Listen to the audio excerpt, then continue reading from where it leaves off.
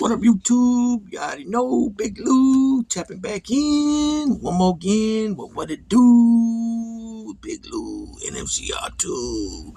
Baby, baby. Baya. So check it out. As you can tell from that thumbnail,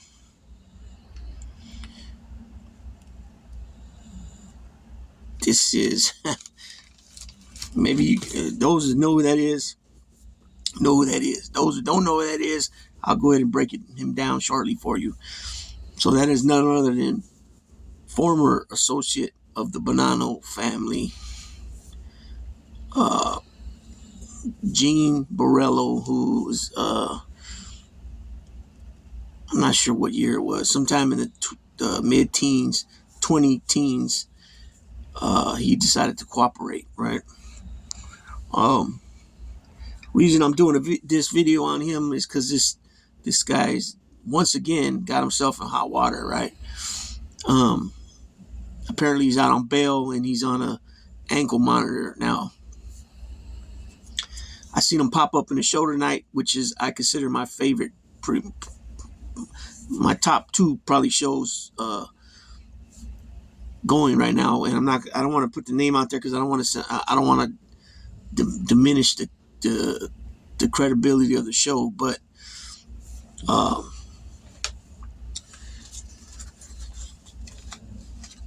this dude pops on, right? And of course, it's everybody else's fault. Oh, he got caught up in some bullshit. It's always some bullshit. It's always somebody else's fault. It's always somebody else blowing shit out of proportion. It's always somebody lying. You know what I'm saying? And he goes on to say, oh, and I've been involved with all this violent stuff and, this and that. If they were looking at you as being such a violent character, they would not release you from custody, fool. It's that simple, right? It's that simple. Yeah, can you have some violence on your record and been, I got assault with a deadly weapon on a cop, right? And I had 2 counts, matter of fact. I had one against a sergeant and one against a police officer. I continued to fight it because it was bull. And then whatever happened was they dropped the second count on the officer. And instead of it being assault with a deadly weapon on sergeant, whatever his name was, they end up just saying assault with a deadly weapon on the person's name instead of him being Sergeant so-and-so. Okay? I received a strike on that case. It's not violent though. Okay? It could have led to violence, but it wasn't violent. But when somebody reads that, they read, oh, this guy's violent, right? Now, I'm not saying that has anything to do with him. My point to this is that it's going to cause, when you have strikes, your bail goes up. If you have prison priors, your bail goes up. Each prison prior, I believe it's like your bail goes up 10 grand per prior. I believe, I could be incorrect, but I believe that's the case. And then each strike, I believe it's another 20,000 a piece. And I could be incorrect about that as well. But here in California, bail is big business. I mean, you can see somebody, when you watch some of these shows and it says their bail, he was released on bail, and you would think it's a case like I would catch here, and my bail would be no less than 50,000, and they're getting out with the total bail of 5,000. You know what I'm saying? Putting 500 to get out. So my point to all that is that, yeah, your criminal history will read some things that could be possibly violent, but not always necessarily the truth. It's by a case-by-case basis, and each case has to be looked into to determine, yes, in fact, this is violent for sure. This guy's a violent offender for sure, right? And the only reason I'm saying that is because this dude is trying to say that, yeah, I'm on a monitor and that, it's because I'm so violent. Now, there probably could be some truth to that, but if you were so violent as to, if you were that freaking violent where they feel like the communities you're a danger to the community, to society, they're not going to let you out, period. So this guy's trying to put a 10 on a 2, you know what I mean? Which, just keep it real, dude. I mean, that's part of your problem, though, is that you don't keep shit real. You want to play the victim all the time. It's always somebody else's fault. But yeah, you keep putting yourself in the position with these people that you guys go at it like cats and dogs. You know what I'm saying? And then it's just this dude can't stay out of his own way, man. He's like he's his worst own enemy. So this is from Yahoo Sports, the Independent. Former Bonanno Mafia family associate turned informant arrested on stalking and domestic violence charges. A former associate of the Bonanno crime family turned government informant was arrested again over the weekend. Gene Borello, 40, was arrested at an undisclosed location in Miami, Florida at 1 a.m. on Saturday, according to Miami-Dade County jail records. The suspect faces a misdemeanor charge of stalking and 2 felony charges, including strong-arm robbery and battery. He could face up to 21 years in prison and more than $15,000 in court fines if convicted on all counts. Borello was being held in Miami-Dade County Prison, according to a post on his Instagram story. Borello bonded out of prison sometime on Sunday. In another upload, Borello wrote, "Party at Moxie's, a restaurant chain in Florida." He is set to be arraigned next month. I don't know how he's being set to arraign when the thumbnail is him being arraigned. An associate is a term used to describe members of a mafia family who have not become a made guy. Footage obtained by Crime History Podcast appears to show Borello's arrest in the early hours of Saturday morning. The video purports to show Borello being led by a police officer down a stairwell lined with gold walls. He's handcuffed. Somebody's behind him yelling, not yelling, but saying, holding the camera, "It's all right, Gene, we'll figure it out." That was Gene's brother, apparently.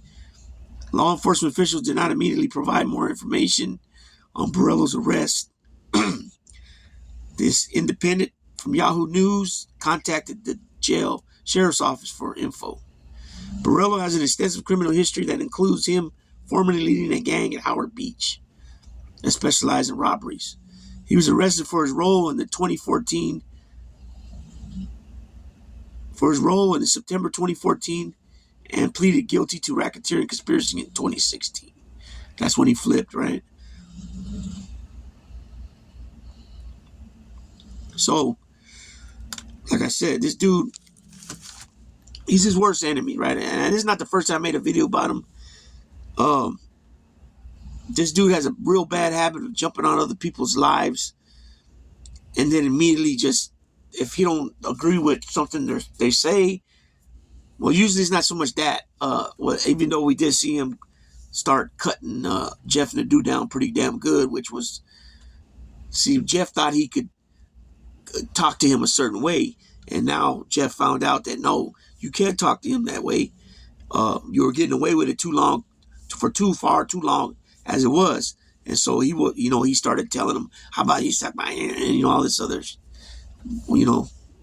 I was going to say off the wall shit, but it ain't really off the wall shit because that's how the white boys talk, right? And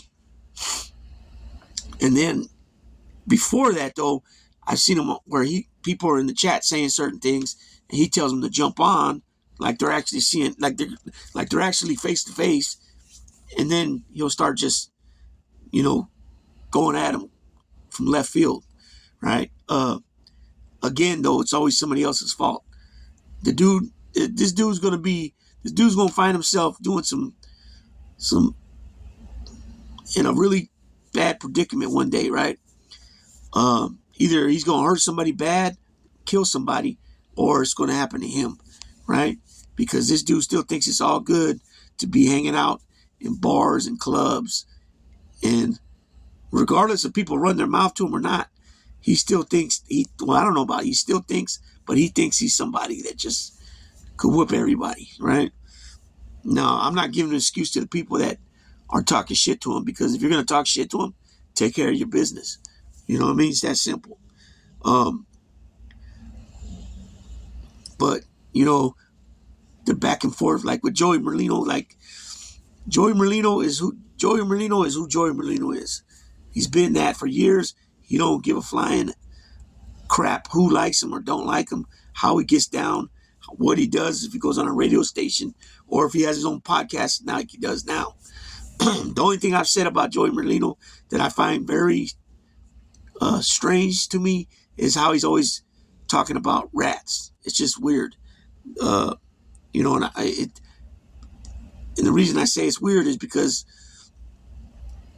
you already know who did what, who said what, who betrayed who, you know, who threw who under the bus, who made statements on who, if you got that paperwork, you know what I mean? All that type of stuff. Now, I've heard I heard people say things in the comment sections about they didn't like him, speaking about being locked up with him. Now, it got me to wondering, were they saying that because he was constantly talking about rats and why he was locked up? Because that's something that most convicts don't tolerate, you know what I'm saying? Because most people understand that people that talk comes with that world, that underworld. If you didn't, then you would never. If people didn't expect people to tell, then you would never be worrying about nothing.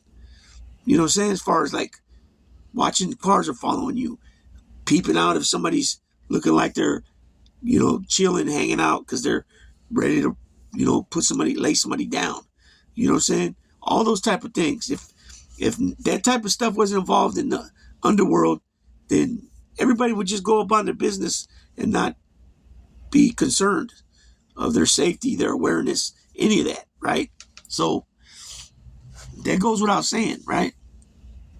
Yeah, of course you expect people to hold their own mug and not, you know, spill the beans on things. Or like in my case, somebody that tells on me comes and wears a wire and didn't even have a case. I mean, I don't know. You know what I mean? I don't know. I don't know how that worked out. But anyways, it worked out, you know? So, you know, it's just one of them things. So, you know what I mean? This dude, like I said, he's going to find himself, because he takes no accountability for himself, like for his own actions. And the thumbnail I put is one side is the judge that he's going in front of. The other side is the public defender that's in the courtroom. And then right away, he's getting right in her ear. And then she brings up the fact that like he was double charged, which, like, in other words, they charge him on this and they charge him on that, but they're both related. That's what they do. That's what they do. You catch a case and you can catch one case, but yet you got 5 different charges. It's the same freaking charge, just named 5 different ways. And they do that so that something sticks on you. You know what I'm saying? So, or that you plead to something because they got you on 5 different charges. You know what I mean? That's why they do that. But he's already immediately whining in the public defender's ear. You know what I mean? And you can tell what type of dude he is. He's got issues upstairs, that's for sure, right? He's a mama's boy. You know, you can tell he, you know, after he makes his decision to do whatever he did to get him himself in those silver bracelets. Now, when it comes down to being held accountable, the beginning stages, you know, there he is whining. It's not fair, you know. It's he's his worst enemy. And that's all I'm going to say on that. And with that being said, leave your, feel free to leave a comment in the comment section on your guys' thoughts. If you agree, you disagree, I'm insane in the membrane, you know, whatever. Drop it in the comments. And like I said, I'm gone.